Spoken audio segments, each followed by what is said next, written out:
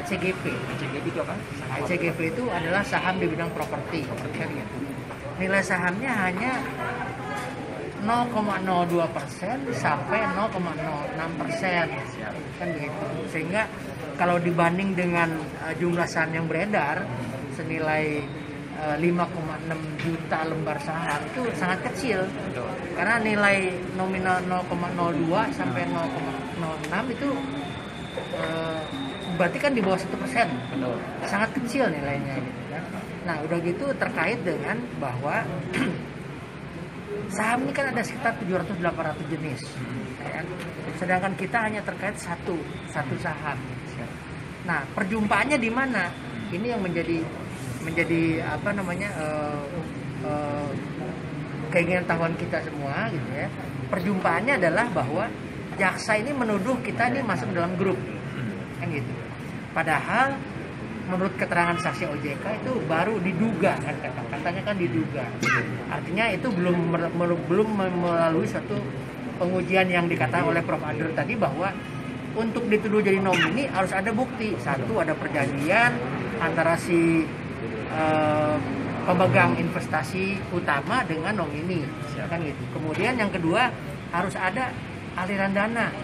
Misalnya A menitip kepada B untuk belikan saham. Harus ada aliran dana dari A kepada B senilai saham yang dibeli atau dijual, kan gitu. Kalau tidak ada aliran dana, ya berarti bukan nomini, kan gitu. Nah, perjumpaan itu kenapa bisa terjadi, ya kan? Kebetulan klien kita ini, pemohon ini dominan melakukan transaksi di pasar nego, itu. Yang dituduh oleh jaksa ini adalah bahwa transaksinya nggak boleh terjadi antara orang yang terkait. Sebenarnya yang terjadi adalah pemohon ini sebagai investor perseorangan mempunyai PT, ya kan? PT ini juga di bidang usaha investasi. Gitu. Nah, pada saat si nasabah investor perorangan itu melakukan transaksi dengan PT, itu dianggap jaksa itu melakukan kegiatan pasar semu, nggak boleh. Demikian juga sebaliknya, PT itu menjual atau membeli saham dari perorangan yang terkait, apakah itu direktur atau komisaris, itu juga menurut versi jaksa itu tidak boleh. Padahal itu semua terjadi di pasar nego. Pasar nego itu artinya bahwa transaksi tetap sah, tetap tercatat di bursa, kan gitu. Sepanjang itu tadi bahwa ada istilah yang dikemukakan oleh jaksa adalah binit dan sinit. Itu tadi diterjemahkan oleh ahli. Secara ilmu pasar modal tidak ada istilah tersebut, tapi secara redaksional kita bisa asumsikan kalau binit itu adalah buyer initiator, kalau sinit itu adalah seller initiator, kan begitu.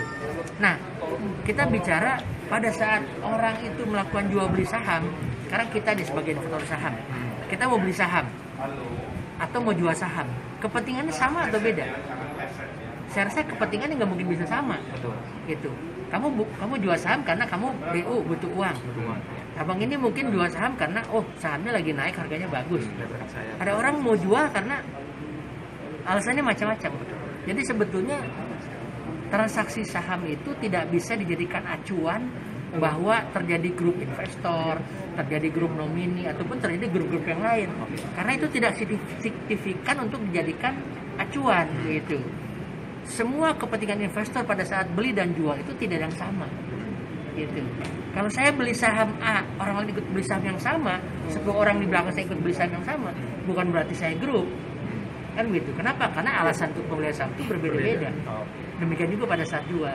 Nah, itu yang saya kemukakan tadi, bahwa titik tahunya adalah bahwa kejaksaan menuduh pemohon sebagai nomini itu adalah berdasarkan transaksi, kan gitu. Kenapa transaksi? Karena terjadi transaksi nego dengan satu PT yang katakanlah dinilai ini sebagai nomini. Nah, pertanyaannya kan kembali kepada pada saat kita jual beli saham di pasar modal, ini kan nggak ketemu penjual dan pembeli. Yang kita hadapi kan komputer, gitu. Penjual tidak ketemu dengan pembeli, demikian juga pembeli tidak ketemu dengan penjual. Karena masing-masing pihak pembeli maupun penjual itu melalui broker yang dari perusahaan sekuritas, gitu. Nah, itulah yang mau kita buktikan bahwa tuduhan nomini kepada pemohon itu sangat merugikan, ya kan? Kenapa? Karena ibaratnya kalau kita jadikan perumpamaan begini, misalnya kita di saat PSBB dan PPKM ini sering makan nasi padang, ya kan? Karena kita ini tidak boleh makan di tempat, maka rata-rata kita kan punya pasti saldo Gojek ataupun GoPay, kan begitu kan? Atau GoFood, kan gitu. Kita sering pesen nih makan padang, baik itu rendang, dendeng balado, kikil, tunjang dan sebagainya, ya kan? Nah, karena kita sering pesan misalnya ke rumah warung makan sederhana, ternyata selama kita pesan sekian periode, apakah 6 bulan atau 1 tahun, ternyata pemasok bahan makanan itu sapinya sapi curian. Nah, rekening GoFood gitu atau Gojek kita diblokir. Nah, itu bagaimana? Itulah yang saya tanya tadi kepada ahli, apakah ada perlindungan dari OJK? Karena yang kita beli ini kan barang yang halal, yang sudah listing di bursa, begitu kan gitu. Jadi pada saat kita beli ternyata ada orang melakukan tindak pidana, kenapa kita ikut dikaitkan? Kita sama sekali nggak ada ikut terkait. Kalau ada pun istilahnya titipan uang kepada klien saya sebagai pemohon keberatan, ya silakan dibuktikan.